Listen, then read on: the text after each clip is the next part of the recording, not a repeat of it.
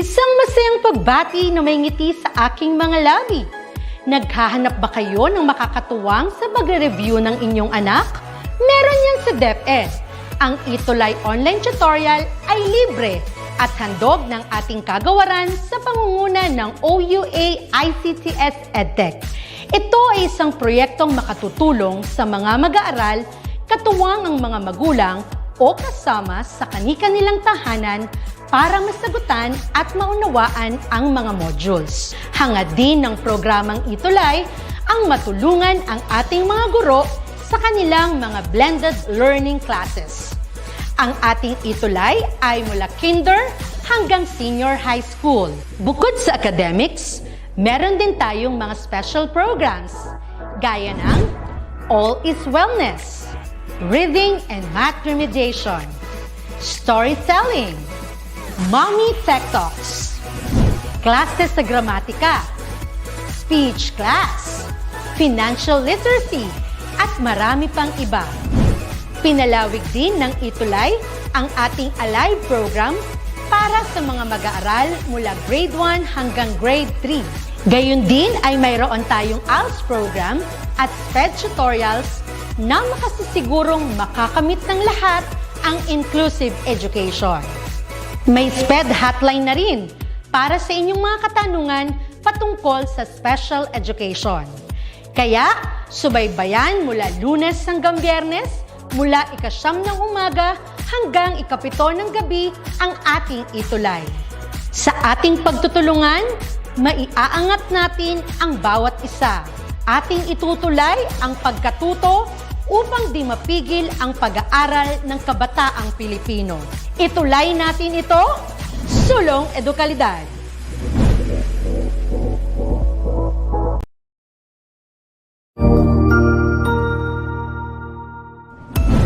Mabuhay! Isang mapagpalang araw sa ating lahat.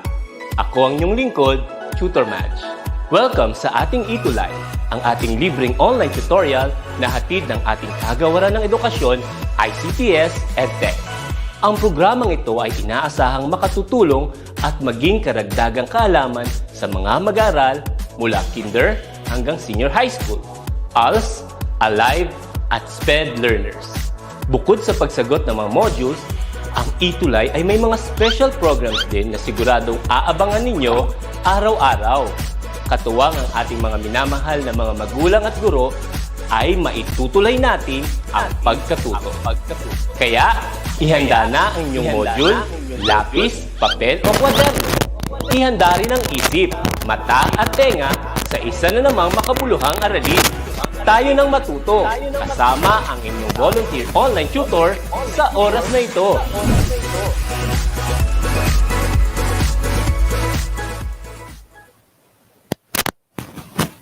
Ayun po. Magandang morning sa ating lahat. Tutor Okay, magandang morning po sa ating lahat, Tutor Diana. Ay isang mapagpalang araw na naman po para sa atin ngayong araw na ito ng pagkatuto sa ETUlay. So, kumusta po, Tutor Diana? Mabuting mabuti. Ayan, meron na tayong mga pagbabago sa ating educational system, ano? Dahil Yes po, nagkakaroon tayo ng Tutor. building face-to-face at kami naman ay sa mga susunod na araw magkakaroon kami ng expansion. Expanded taray. face-to-face. So, madadagdagan na po kayo ng students, Tutor.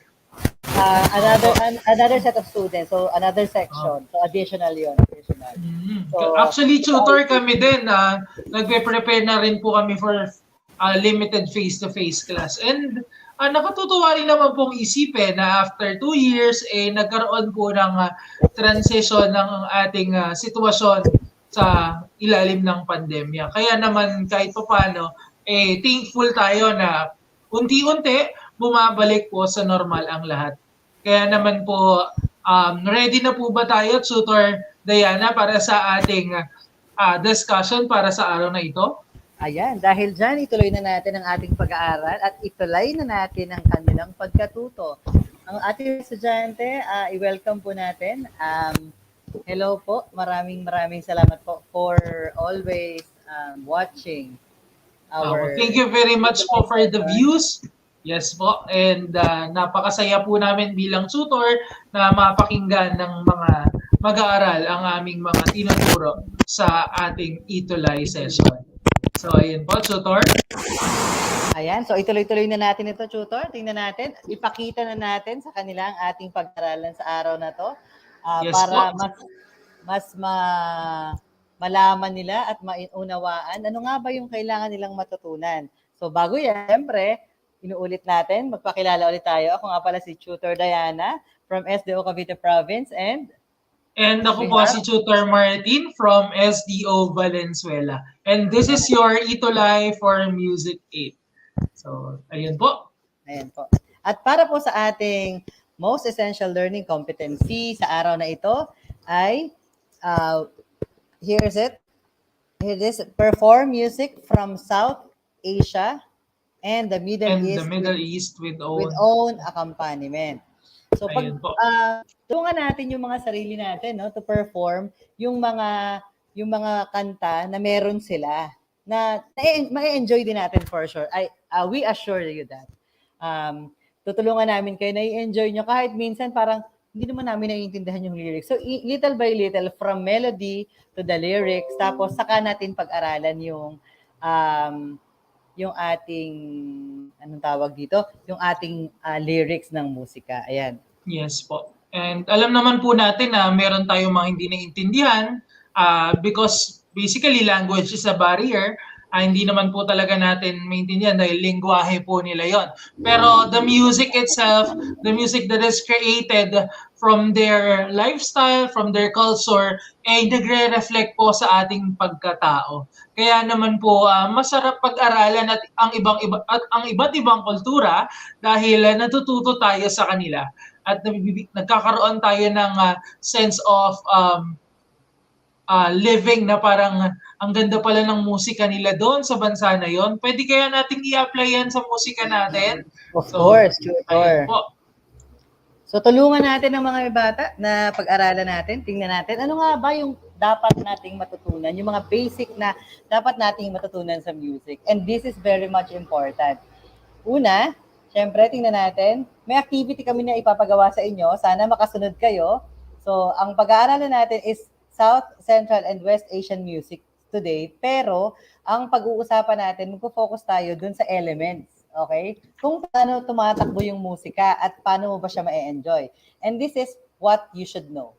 You have to put bar lines to divide the notes into measures. So, tingnan natin kung paano nyo malalagyan ng division through putting bar lines on between the notes na nabilang ninyo. So, subukan natin magbilang. So, tandaan, ang musika, hindi lamang siya barely singing or instruments playing. Ito po ay may kasama ring mathematics. So, you have to count. Kailangan natin yun nga, tutor, kinakabahan ako kasi mathematics yan eh. Ayun po. Ayan. So, magpatuloy na po tayo. Tingnan natin kung paano nyo to i-divide. At alam ko, dahil grade 8 na kayo, alam nyo naman yung mga uri ng nota na meron tayo, di ba? So, i-recall natin ng konti habang tayo ay nag-aaral, okay? Salamat. Ayan. Huwag po tayong kabahan. Ayan. Meron po tayong 3 sets dito. Yung unang set, it is in 3/4 time. So, ibig sabihin, 3 bilang kada metro. Sa pangalawang set naman, kailangan nating bumilang or i-divide siya ng 2 bilang or 2 counts to create a measure. Okay? And then, dun sa pangatlong set naman, we have 4/4 or 4/4 times signature. Ibig sabihin, we have to count 4 or ang values ng notes ay 4 to make it a measure. Okay? So, tingnan natin. So, paano kaya natin to i-divide? Una, sa unang set, meron tayong, sa unang nota, meron tayong 1 half note. And then, meron tayong quarter note. Quarter note. Yes, quarter note, quarter note, quarter note. And then, we have 8 note. So, 2 8 notes yan. And then, quarter note again. And then, 2 8 notes ulit. Note. Another half note and then another quarter notes. Okay? 8 notes po so, na let's dalawa. try to count Ayun it. Po. Okay? Tapos, ito, kung maaari, kung kaya nyong picturean or kopyahin nyo sa inyong nang mabilis dyan sa inyong mga sa inyong mga papel, kumuha kayo ng ballpen at papel para makasunod tayo, no?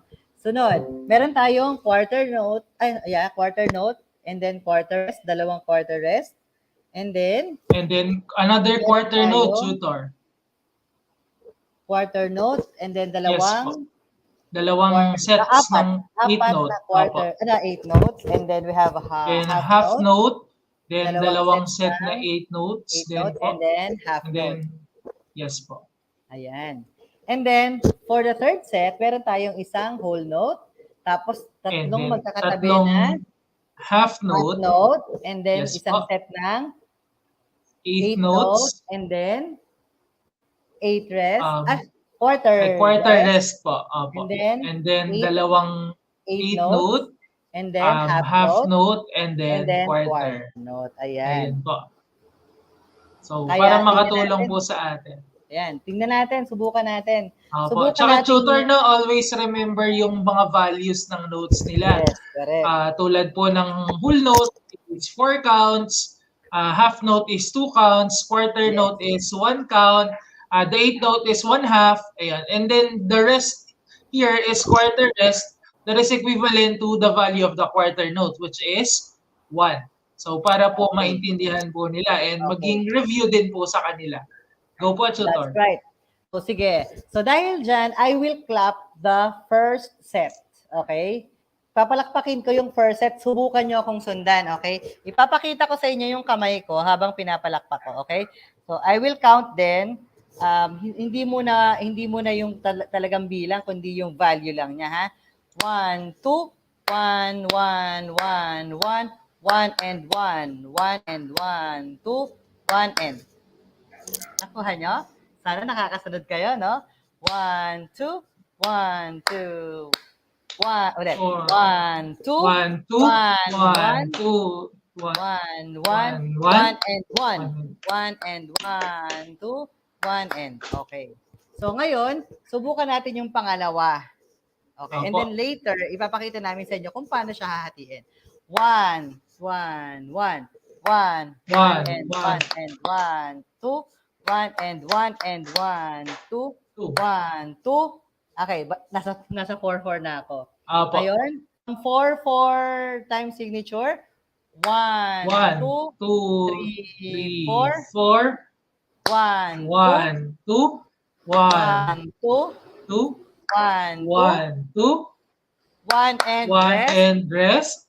1 and 1, 2, 1. Ayan po. Yan. Okay. Ngayon, ipapakita namin sa inyo, though medyo mabilis siya. Sige, tingnan natin. Kung nabibilisan kayo, uulitin namin ni Tutor Martin.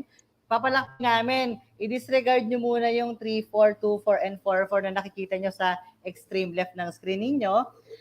Ipapalakpak lang namin yung mismong value ng notes and rest na nasa harapan ninyo ngayon. Okay?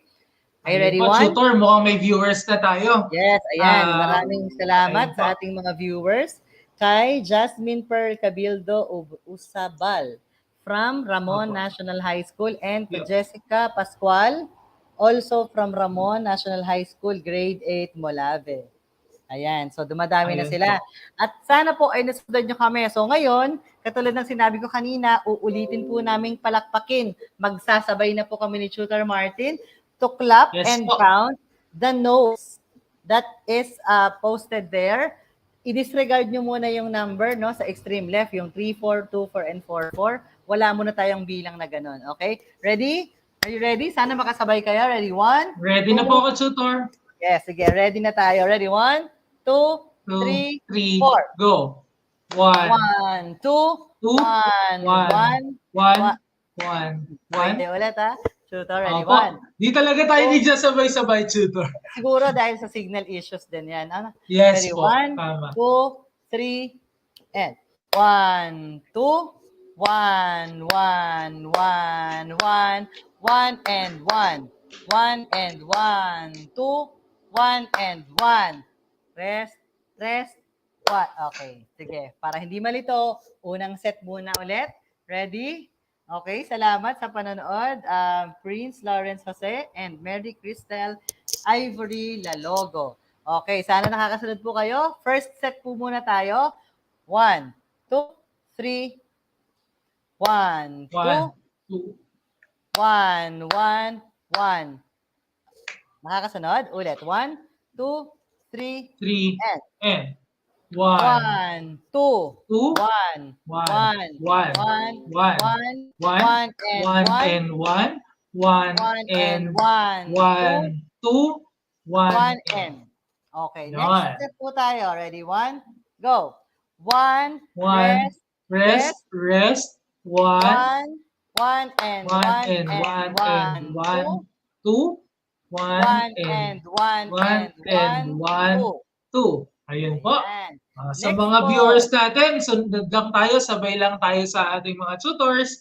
Next po. Ayan. Next po. Last set.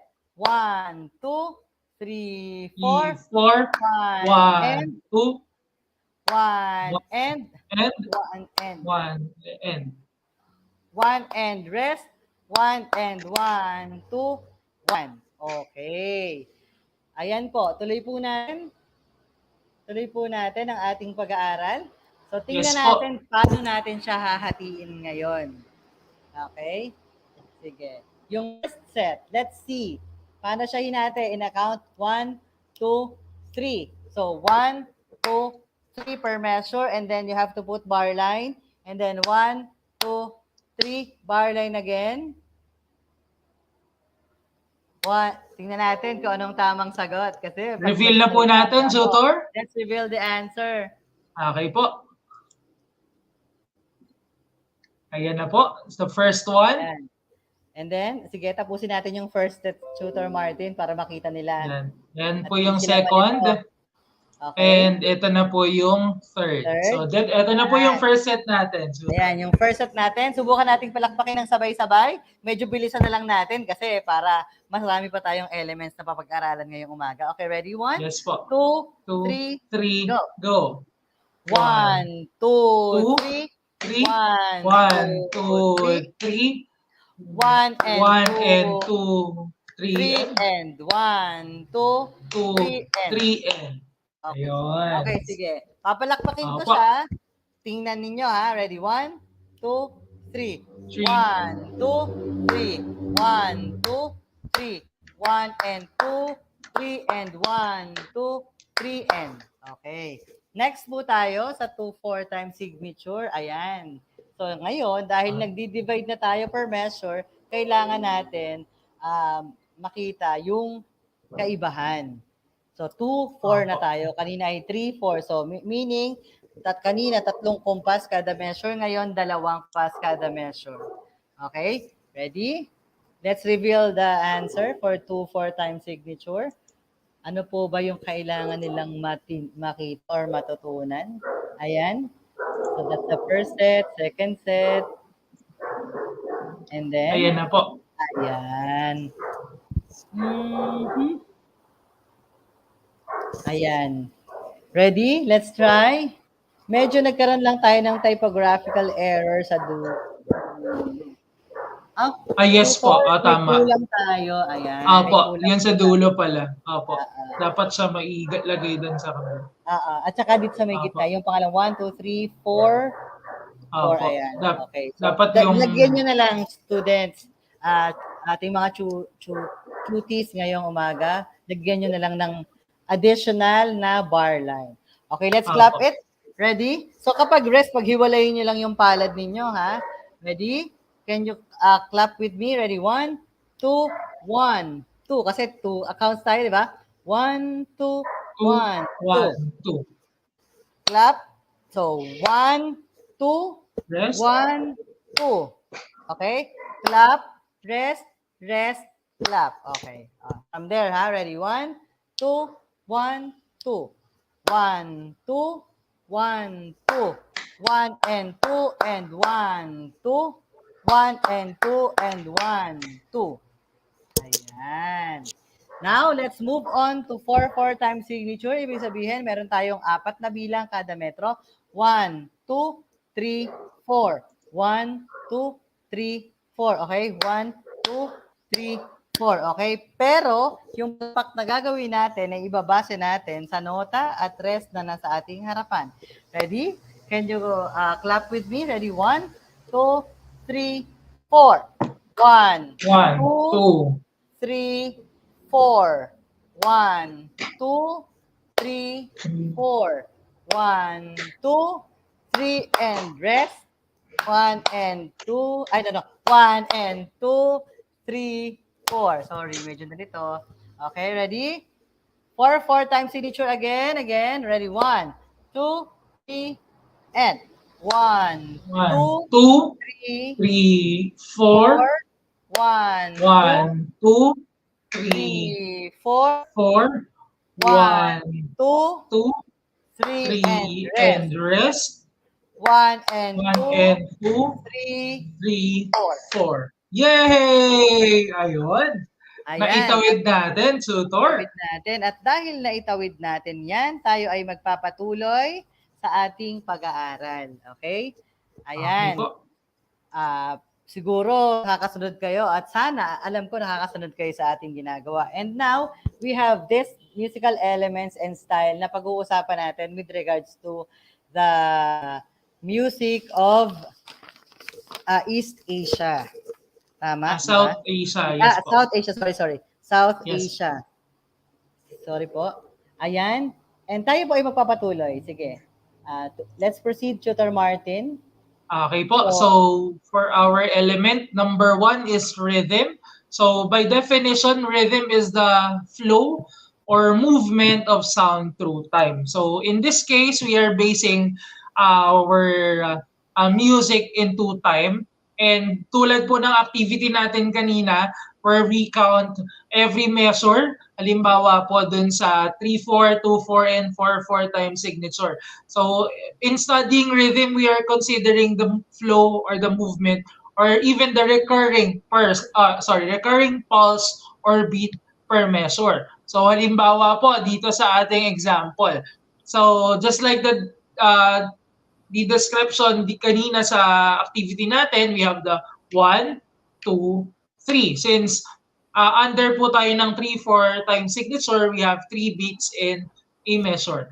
Samantalang kapag sets of 8 notes na yung ginamit natin, magiging 1 and 2 and 3 and.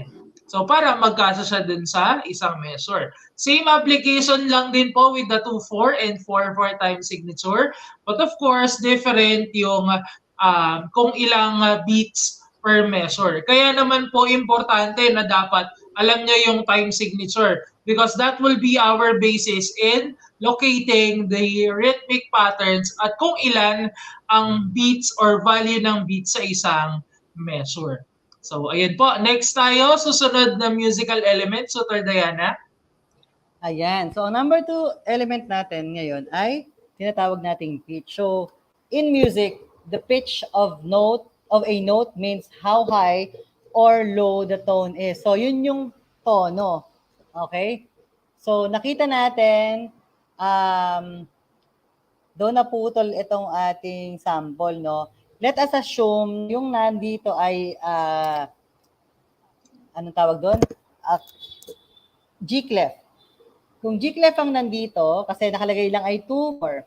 So, ang lower note is La, and the higher note is Do. Do. Do. That is the pitch of that. Do, di, la. Do, la. Narinig niyo? Do. Sige. Yes po, nadidinig natin, Tutor. Ayan. Sige, kantahin mo po yung Do, I will sing La. Do. So there's a harmony, Tutor. Nakakatuwa So, naman. yun yung tinatawag natin na pitch. So, sa pagpapatuloy na, so importante sa music yung pitch dahil syempre, yun yung pumubuhay sa ating mga awitin. And next po, for our third element, we call it dynamic. Okay po. So, sige, Chor Martin. Okay, dynamics refers to the volume of a sound or note. So usually, meron tayong mga ginagamit na terms for the dynamics. which is the dynamics chart na nakikita nyo sa ating screen. So we have the pianissimo, pianissimo, piano, mezzo piano, mezzo forte, forte, fortissimo, and business na isang sound. Halimbawa po,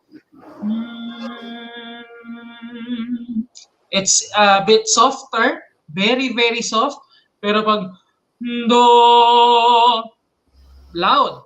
Or pwede bang very, very loud. So, depende po, or na-define po natin ang dynamics when we hear the music itself and defining kung very soft ba yung pagkakakanta or very loud.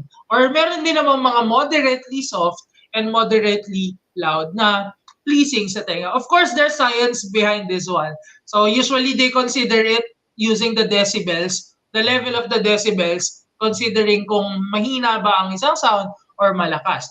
And dynamics let us distinguish what will be the terminology for that particular sound, whether it's soft or whether it's loud. So, pwede natin gamitin yung mga signs na to sa mga musical pieces. Kaya po kung may mapapansin kayong double P or P or MF or F sa mga musical pieces, it signifies the dynamics. So, ayun po. Thank you. And let's proceed to our next element. Okay, our next element is, we call it style. O siguro sa mga term na ginagamit ngayon, we call it genre. It refers on how music is played or expected to sound. So, pagka, halimbawa, yung mga genre na gusto natin, kunyari, pop music. Ang mga bata ngayon or yung mga millennials kung tawagin, or generation, ano na ba kayo, sir? Generation Z? Millennial pa po ako, pero yung mga students po natin is Gen Z na po sila. Gen Z. So sila mga K-pop na, no? Mga K-pop yung mga style na gusto nila. Tayo namang mga medyo oldies ng konti, we love country music. So ito yung ilan sa example ng mga styles ng music na meron tayo. So we have pop music, we also have jazz, we also have country music, folk music. Yung folk music, yung mga medyo relative sa ating mga cultural music. And also, we also have hip-hop, and then we also have pop, rock, and classical music. Ayan. Okay po, tutor. So, next po tayo. Actually, mga mahilig din ako dyan sa pop. And just a suggestion for the viewers, it's free to listen to different genres of music. Kasi you're just exploring different kinds of things naman. So kaya po, let your imagination and your exploration be your guidance in this music. The next one is form. It is an overall structure and organization of musical composition. Usually form defined in different music compositions, depending on whether it's a performance or musical ensemble, for orchestras, or pinakamadaling gamitin natin yung sa mga simpleng kanta. So there's a form wherein there's a parts per musical composition or a song. Halimbawa, kapag ikaw ay kumakanta ng isang simpleng kanta, halimbawa OPM, meron siyang first verse, meron siyang second verse, and also they have the chorus and the bridge. So ito yung mga bawat category na kina-consider natin na pag pinagsama-sama natin, this becomes the overall structure of the musical composition or the song itself. Ayun po. So thank you, Tutor. Diana, next po tayo. Ayan. So for our next element is harmony and texture. So the kinds of texture in music that we have, so we have the monophonic. These are the basic, the monophonic and the homophonic. So pag sinabi nating monophonic or mono means one, a single melody without any accompaniment, and homophonic, a single melody with accompaniment like guitar or piano, or pwede din naman na dalawang single melody or two independent melodies rather. Okay, so pwede na natin yan. Pwede natin gawin. And to conclude this discussion about harmony and about the elements, we will give you a quick sample of music.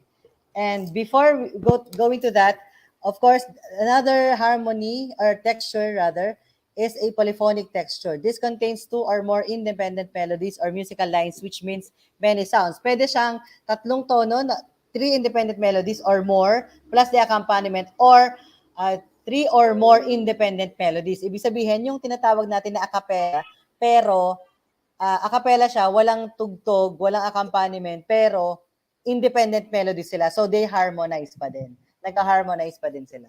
And for that, we will try to give you an example of a song at sana ay maunawaan at magustuhan ninyo. Okay po.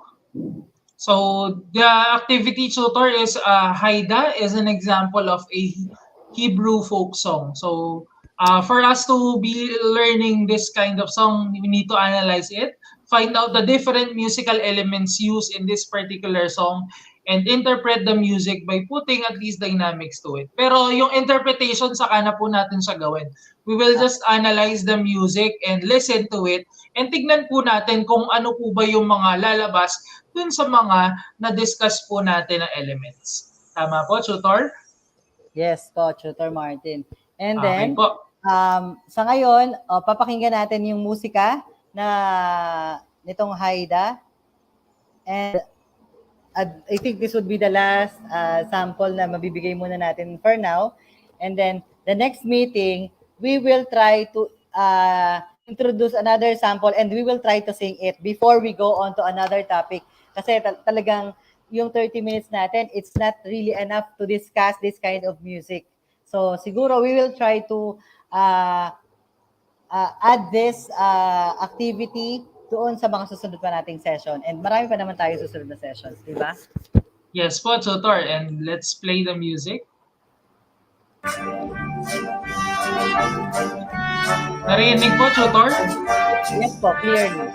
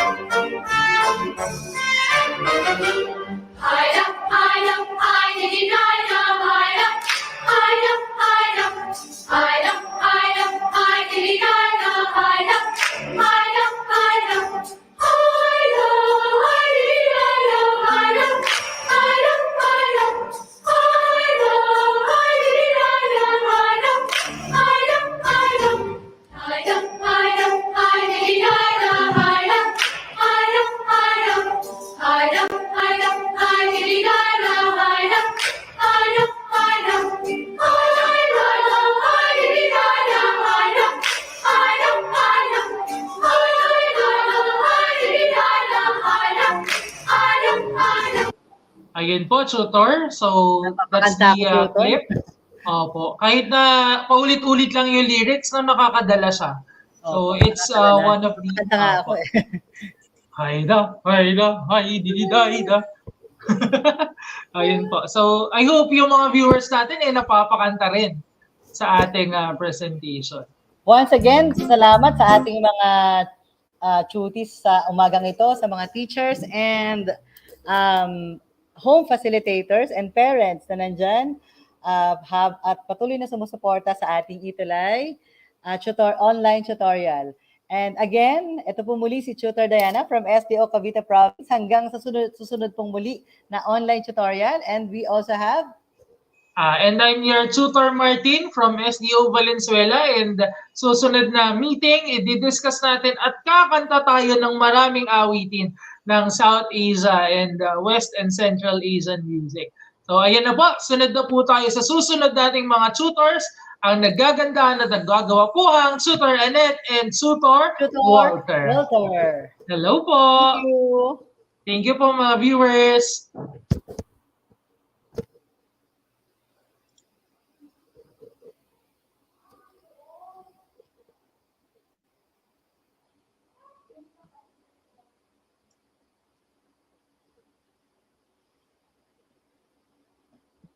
Hello po, Tutor. Tutor Ayan, good morning, Ang Tutor ganda naman Martin, Tutor Liana, and Tutor Annette.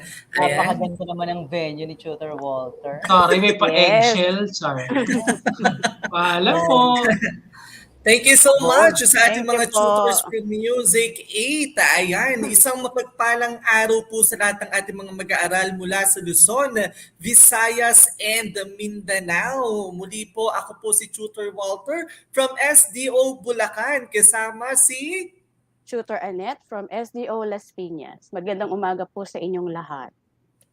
Ayan. At syempre kami ay makakasama nyo sa Arts 8 every Tuesday from 10 to 11 a.m. right after yan ng ating Music 8 online tutorial. Dito lang yan sa DepEd ETUlay. Huwag na natin patagalin pa, Tutor Annette, and let's proceed to Yes. our discussion for today. Ang topic natin ay patungkol sa South, West, and Central Asian artworks in one's creation. By the way, good morning sa lahat ng ating mga tuties for today na nanonood at patuloy na sumusubaybay sa ating live dito sa official Facebook page ng DepEd ETUlay at ang ating DepEd YouTube channel. Ayan, good morning mula sa Assemblywoman Felicita G. Bernardino Memorial Trade School. Meron din dito Tutor Annette na nanonood Yes. mula sa Godofredo Reyes Senior National High School. Ayan. Ang daming Magandang mga students or tuties na nag-good morning sa ating lahat. Correct. At talaga namang nakasubaybay. Anyway, wag kayong bibitaw at patuloy tayong makinig at matuto dito sa ating Arts 8 online tutorial. So ito po yung ating module na gagamitin for this day for quarter 3, module 5 and 6 for our week 5 and week 6. Alright, so our learning target, so after going through this module and all, we are expected to incorporate the design, the form, and spirit of South, West, and Central Asian artifacts and object to one's creation. Creation. Alam nyo, bago tayo mag-proceed, no, sagutan natin to for us to know kung meron tayong stock knowledge or meron na tayong kaalaman patungkol sa lesson na ating pag-uusapan ngayong araw. So all you have to do is to choose the letter of the correct answer. Write your answer dito sa ating comment section. For number 1, which one dominates the surviving art of South Asian sculpture before 1500 AD? No, pag sinabi nating 1500 AD, 1500 years matapos isilang si Jesus Christ. So A, royal jewelry, B, religious images, C, pictures of palaces, or letter D, portraits of courtly life. Ano kaya ang sagot sa number 1? Ang tinatanong dyan, which one dominates the surviving art of South Asian sculpture 1,500 years matapos isilang si Jesus Christ? Ano kaya ang sagot? Royal jewelry ba? Religious images ba? Pictures of palaces, or letter D, portraits of courtly life? All right? So comment your answer to our comment section. All right, sabi dito ni Beverly Joyce Lungayan, number 1, letter B, mula siya sa Ramon National High School. Ayan, may mga sumagot na. Antonio, letter B, Austin B, Ezekiel B. Ayan, so let's reveal the answer for number 1. The correct answer for number 1 is very good. Religious images. Ano yung magic word na ginamit natin? 1,500 years matapos isilang si Jesus Christ. All right, Tutor Annette, and for number 2? Okay, for number 2, which is one of the most striking features of Hindu and Buddhist art? A, lavish jewelry, B, elaborate hairstyles, C, ugly expressions of deities, or D, multi-armed and multi-headed gods. So ano po yung sagot natin? A, B, C, or D ba? Paki-type in po sa ating comment box ang inyong mga sagot, dear cuties. Ulitin natin yung tanong habang sila ay nag-iisip. Which is one of the most striking features Alright, so for number 2, ayan, medyo nagkakaroon ng problema lang Or sa D, internet connection. multi-armed and multi-headed gods. Oo nga eh, nagluloko yung aking wifi. Kapit Ayaw lang, niyang makisama. O sige, go lang tayo, di ba? Okay, kapit lang. sir, meron ng sumasagot sa ating mga Yes, may sumagot cuties. dito. Yes, yung mga Number 2, D. Ayan, ang dami ng mga sumasagot. They are yes. very active.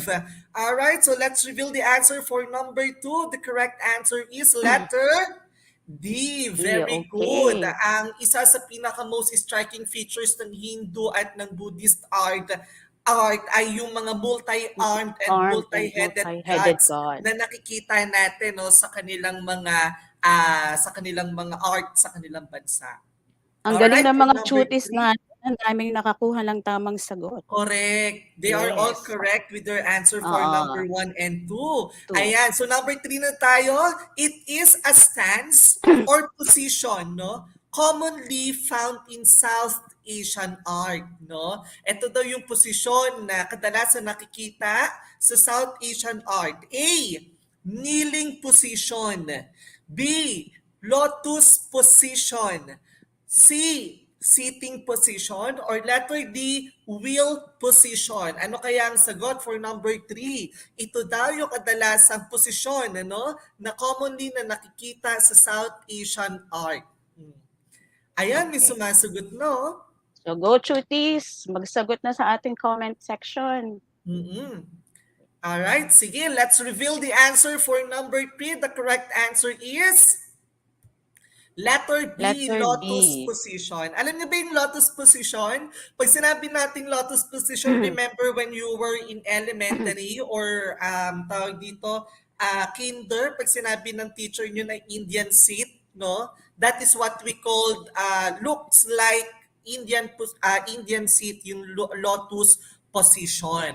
No? Alright, Tutor Annette, for number 4. Okay, for number 4, it is an ancient art in Turkmenistan. A, carpet weaving. B, ceramics making or ceramic making. C, embroidery. Or D, pottery. Okay. Ano po ang sagot dito sa tanong na to? It is an ancient art in Turkmenistan. A, carpet weaving. B, ceramics making. C, embroidery. Or D, pottery. Okay, go cuties. Antayin natin sa ating comment section ang kanilang mga sagot. Ayan, very good yung ating Okay. mga cuties na nanonood ngayon. They are very participative Yes. with our, ano pa lang to, pre-test pa lang to, Tutor Annette. Pero they are very Pero active. active na active Correct. sila. Ang daming Alright, sumasagot. let's reveal the answer for number 4. Ayan, ang kanilang ancient art sa bansang Turkmenistan ay carpet weaving. Ayan, Weaving. very good si Apple, si Janina, si Camelia. Ayan, thank you so much. Alright, number 5, last na to for our pre-test. Which product made the Kashan of Persia famous? Saan daw sikat, no? Sa mga produktong ito ang Kashan of Persia. A, carpet. B, embroidery. C, tableware. Or letter D, lusterware. No? Alright. Number 5, anong produkto, no, made the Kashan of Persia famous? A, carpet. B, embroidery. C, tableware. Or letter D, lusterware. Alright. So let's reveal the answer for number 5. The correct answer is letter D, lusterware. This is one of the product ng pottery nila. Nga lang, kakaiba yung disenyo at materials na ginamit compare sa ibang bansa like China dahil they are using mud for making pottery. Alright, so let's proceed to our discussion for today. So let's talk about first the South Asian artifacts and objects. So ruins such as stone temples, no, yung ruins, halimbawa niyan yung mga stone temples, stone and metal temple sculptures, and smaller religious sculptures created for personal worship dominated the surviving art of the great periods of South Asian sculpture. Sa madaling salita, pag sinabi natin ruins, ang fini-feature neto ay yung mga templo na gawa sa bato. Yung mga bato, yung mga sculpture na gawa sa bato at mga metal, yung mga smaller religious sculptures na gawa through their personal handmade and to worship dominated the surviving art of their great periods of South Asian sculpture. Pag sinabi naman nating identification of Hindu and Buddhist deities, no? Yung Hindu, Buddhist, and Jain deities are depicted in ideal human forms to symbolize their transcendent and divine natures. So mapapansin ninyo, no, pag sinabi kasi nating deities, no, ito yung kanilang mga gods, no, gods and goddesses, na halos kahawig, no, ng tao dahil dinidepict nila yung ideal human form na nagsisimbolismo sa mas mataas na form, na mas mataas pa sa tao, no? Diyos, kumbaga Diyos yung tinatalakay nila pag sinabi nating deities and divine natures. Okay? So, ito yung mga simbolismo na ginagamit nila for their religious and belief, no? Na nakaangkla sa kanilang art. Sa bansang India, no, yung lotus, yung bulaklak na lotus, it symbolizes excellence and spiritual perfection. Okay? So, just like how its flower arises clean from the muddy waters and bloom to the sun. Di ba mapapansin ninyo kapag nagtatanim tayo ng mga halaman, it all started with muddy waters, no, maputik, madumi. Pero kapag yung halaman ay tumubo na, no, at nagsimula ng mamulaklak, hindi naman maputik yung bulaklak Tutor Annette, di ba? Pero Yes. kapag yung bulaklak ay umusbong na, apakagandang tignan, no? Ganon nila inihahalin tulad yung kanilang arts, no, and religious and belief, just like a lotus daw. And blooms to the sun. So this reflects the devotees' attempt to rise above the impure and treacherous world and to be enlightened as a spiritually perfected being. Kumbaga, inihalin tulad nila, no, yung tao na, kasi di ba, we all know, pag sinabi nating tao, ano yung makasalanan, yung iba, ang tingin dyan, madumi, parang basahan, kasi nga madumi. Pero, kahit na tayo ay madumi, because of our faith or pananampalataya or paniniwala, tayo ay umuusbong, tayo ay nababago, tayo ay hinalintulad sa isang sa paggawa ng maputik, tinanim, nagkaroon ng pananampalataya, nasikatan ng araw, gumanda, nagkaroon ng bulaklak. And we are all flowers na. Ganon kaganda yung halimbawa or simbolismo ng lotus sa kanilang relihiyon. No? To be enlightened as a spiritually perfected being. Okay? Tutor Annette, the wheel chakra. Okay, the wheel chakra, or the wheel or the chakra. This is another feature with various meanings depending on the religion. For Buddhists, it symbolizes law o yung kanilang batas. For the Hindus, it represents time and the cycles of creation and destruction that form successive universes or weapons for others. So may ibang meaning din. So hindi pare-pareho ang meaning ng wheel sa mga Buddhist at saka sa Hindu. So may pagkakaiba.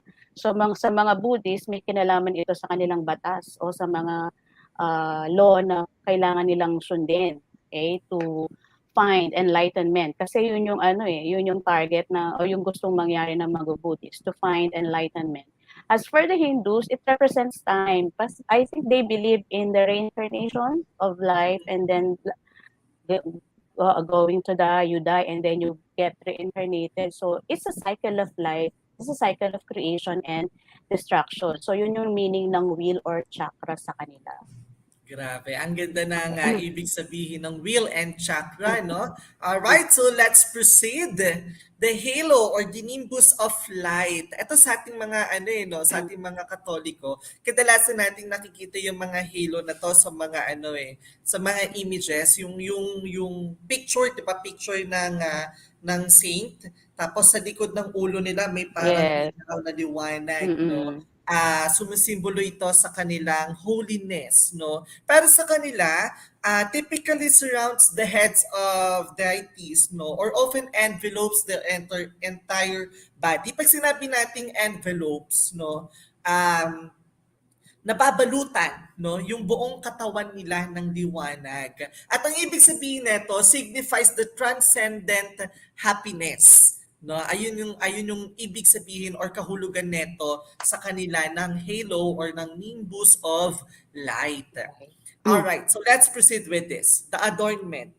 Pag sinabi nating adornment, no, the deities were lavish jewelry and elaborate hairstyle, ano? So others often found with a sacred thread, a symbol of learning and the transition of adulthood. No, mapapansin niyo dito sa larawan, no, yung parang babae na nakatayo, no? So ito ay standing Parvati portrayed her as the ideal consort of Shiva's. Shiva wears tiara, luxurious jewelry, the sacred thread, and diaphanous and form revealing dotted wrap around her body and secured with a heavy jeweled belt, no?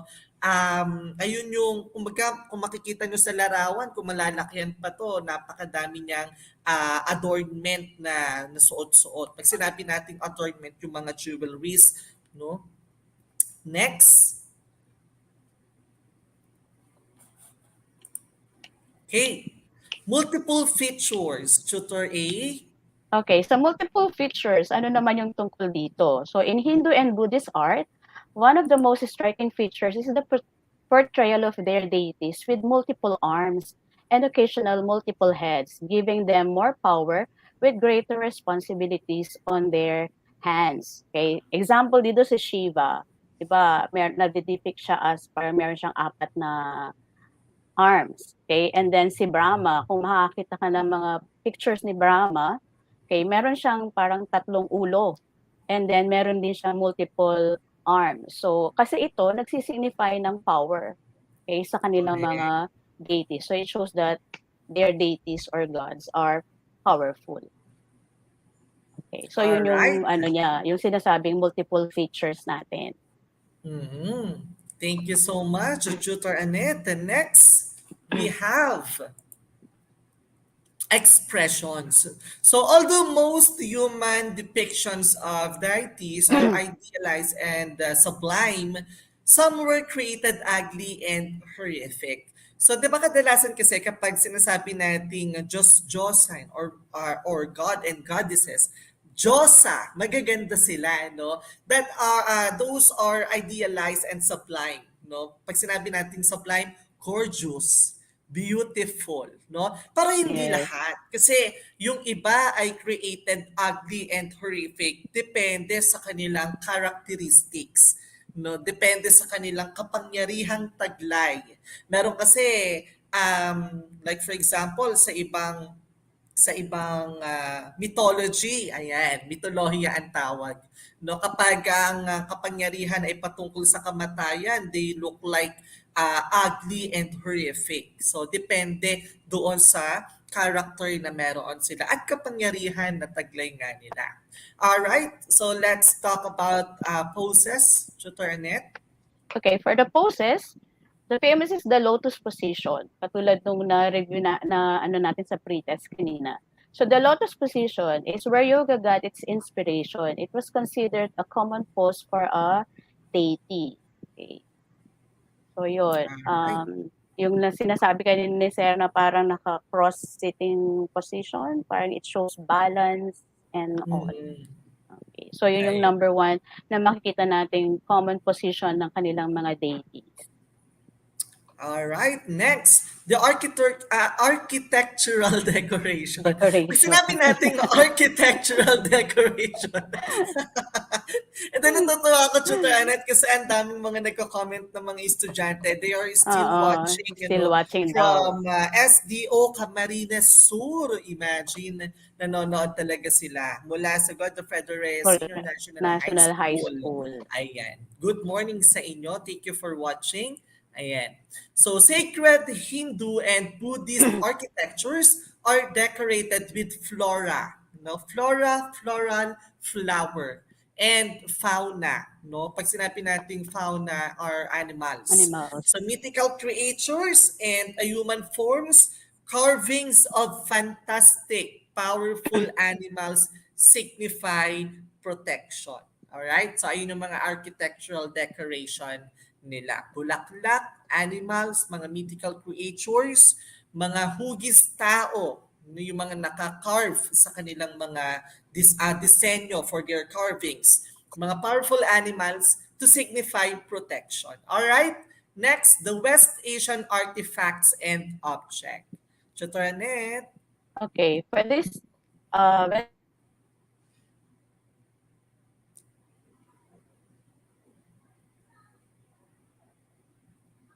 Alright. So pag sinabi nating West Asian artifacts and objects, so medyo okay, medyo nagkakaroon lang ng internet mm, problem sa yes, internet. West Asian arts and crafts cover various forms and style reflecting its culture and Islamic religion. Dito na kanina kasi we are pertaining about Buddhism, no? Dito ngayon meron ng touch of Islamic religion. So, ito yung mga design nila.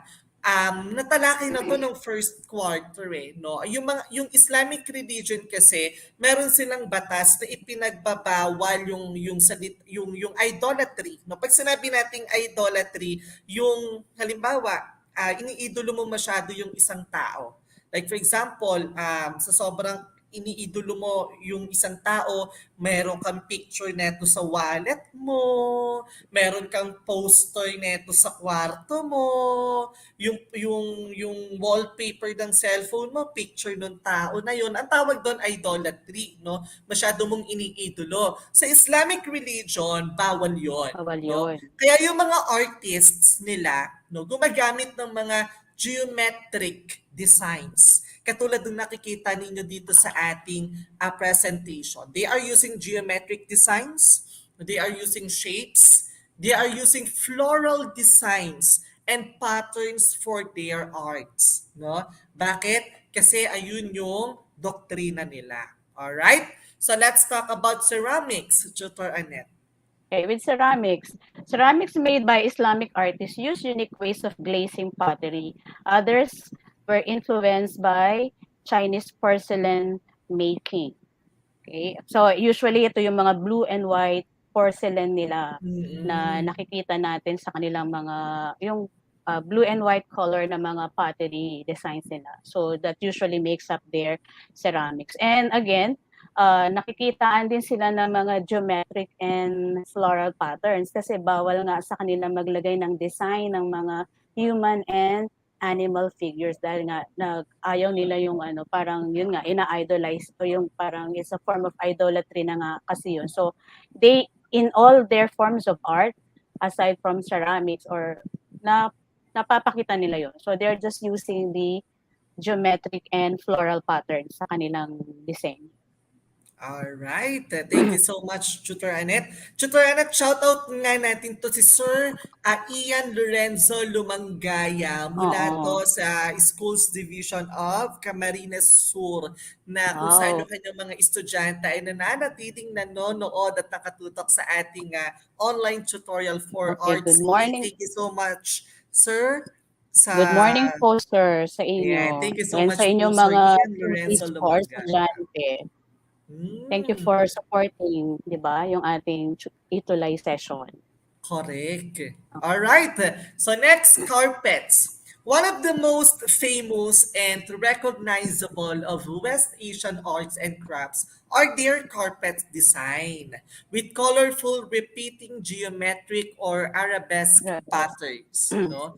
So wala nang question doon. Pag sinabing carpet, talagang sikat sa kanila yan. Recognized well, no, isa sa pinakasikat na art, form of art sa kanilang bansa. All right? Next, carvings. With the carvings naman, just like the other forms of Islamic art, carvings use the same arabesque and geometric patterns in its design. Artists carve not only in wood but also in ivory, stone, or plaster. Okay, so nakikita natin yung continuous na similarity ng kanilang mga artwork from ceramics to their sculptures to their laging lumalabas. Even with their carpet design, lumalabas hanggang sa carving yung arabesque and geometric pattern. Okay, so Alright. iba-iba yung kanilang mga medium. Pwedeng kahoy, pwedeng ivory, pwedeng stone, or plaster. Okay. All right. Thank you so Thank much, you. Tutor Annette, for that information. All right, let's talk about painting. No? Miniature painting was the most popular painting of Islamic art used in books called illuminated manuscripts. Do not forget this information. Ha? Miniature painting was the most popular painting of Islamic art used in book na tinawag o kinilala or kilala sa illuminated manuscripts. All right? Okay, so let's move on now with Central Asian artifacts and object. You know, class, the Central Asia developed art style that combined local and foreign influences from adjoining culture. No, ibig sabihin, yung kanilang art ay mula sa pinagsamang local art, galing mismo sa kanila, and from the influence from foreign influence, no, na pinagsama. Primarily, Islamic region, fine quality tableware and cruder pottery articles were produced by potters of the Bronze Age of Fergana Valley, formerly kinilala siya bilang Soviet Central Asia. Okay? So Central Asia developed art style that combine, all right? So ayun yung kanina, no? Next, in the Altai Mountains of southern Siberia, Kazakhstan, and nearby Mongolia, no, you can find the remarkable textiles of the oldest woolen knotted pile carpet. So the oldest embroidered Chinese silk and the two pieces of woven Persian fabric. Mhm. All right. So the good example of this is the Bukhara rag. Ayan. Okay, sa Bukhara rug, so makitatagpuan to sa Central Asia din. It's one of the biggest sources of, Central Asia is one of the biggest sources of the finest rugs in the world. Uzbekistan, particularly the Bukhara, which is known for its distinctive dark red design. Alright. So katulad nung nandyan sa larawan. Larawan. Correct. Okay, the Turkmenistan carpet. Yung carpet weaving is an ancient art. Ano? And each tribe and clan, no, yung mga grupo ng mga tao, no, develop their unique design or the goal, no. Apart from that, their carpets are prized for their quality, no, mayaman sa kulay at mga pinagsamang geometric and floral design. So ayan yung Turkmenistan carpet. Next, we have Kiteni, Tutor A. Okay, sa Kiteni naman, it's also found in Turkmenistan.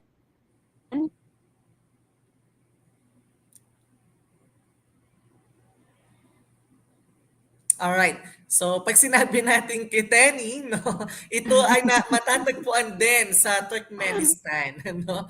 A homespun silk used to make dresses for Turkmen women on special occasions. So, some of these dresses are embroidered with different patterns unique for the artist tribes. No? So, that is Kiteni. No, ito daw ay ginagawa, no, para ito yung mga tela na ginagamit para makagawa ng mga damit ng mga kababaihan doon sa Turkmenistan para suotin every special occasion na meron sila.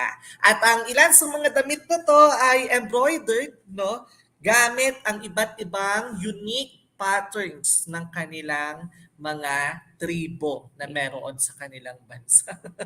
Ba't ganun, diba? Tutor Annette? Ang galing ng aking Wi-Fi connection, di ba? Pag hindi nyo lang nagdi-discuss, okay naman. Okay. Sige nga, try natin. Tutor Annette. The session has to go on kahit na merong ano. Okay, traditional Kyrgyz hats or what we call the kalpak. Okay, kalpak Traditional kalpak felt hats in Kyrgyzstan, Kazakhstan, and Western China reflect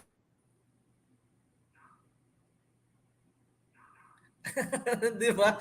Ganun talaga kapag live. Alright. Pag sinabi natin ng traditional Kyrgyz hats, no? Or eto, yung sombrero na nasa larawan, ano? Or they call it kalpak. Huwag kakalimutan, ha? It is a traditional kalpak felt hats in Kyrgyzstan and Kazakhstan and Western China na nagre-reflect sa kanilang Islamic, Buddhist, and more ancient origins, while felt rugs in Kazakhstan copy those of Chinese and Persian carpets. So next, we have tushkiz. Colors and design nito ay chosen to symbolize Kyrgyz traditions and rural life when producing large, elaborately embroidered wall hangings or tushkiz, no? Older women in Kyrgyzstan and Kazakhstan typically made tushkis kasi nga ito ay nagmula pa no sa kanilang ninuno. Kaya ang mga tipikal na gumagawa ng tushkis ay yung mga kababaihan o yung mga matatandang babae sa kanilang bansa. Alright, so let's proceed with our short test for week 5 and 6 yan, okay? So all you have to do is to fill in the blanks with the correct words. Use these spaces provided to write your answers. Okay, number 1. Ruins such as stone temples, stone and metal temple sculptures, and smaller religious sculptures dominated the surviving art form of South Asian. Okay? Ano kaya ang sagot dyan? Alright? For number 1, the answer is sculpture. Okay? Number 2, Hindu, Buddhist, and Jain deities are depicted in ideal human forms to symbolize their. The answer is transcendent and divine natures. Very good. Next, for number 3, metaphors derived from blank were used by artists to create an ideal human image for each deity. Ayan. Very good si Janina and Christopher for their answer. And Diana Marali, thank you so much. All right. The correct answer for number 3 is nature and their cultural belief, of course. For number 4, in India, no, sa bansang India, worshippers recognize images of a blank by specific attributes such as pose, gestures, colors, and adornment. Okay, ano kaya ito? The answer for number 4 is deity or spiritual being. For number 5, in Hindu and Buddhist art, one of the most striking features of their art is the portrayal of their deities with blank. Okay, thank you so much, Princess, Bea, Christopher, Karen, Francine, Janina, Joyce, Pusal. The correct answer for number 5 is multiple arms and occasional multiple heads. Katulad na sinabi kanina ni Tutor Annette, ano, yung multiple arms and occasional multiple heads ng kanilang gods and goddesses ay tumatalakay sa mas makapangyarihan na Diyos sa kanilang paniniwala. Alright?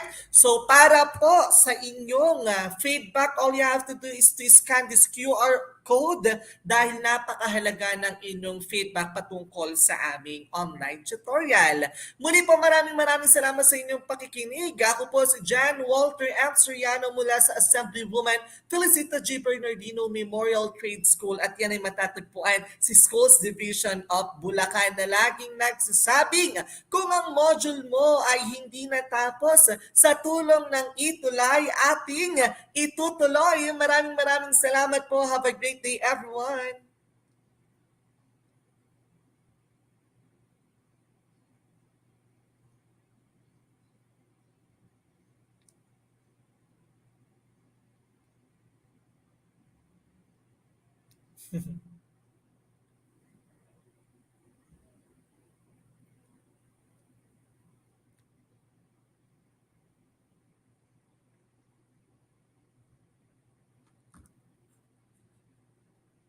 Thank you so much to all our duties for today. Ang husay naman!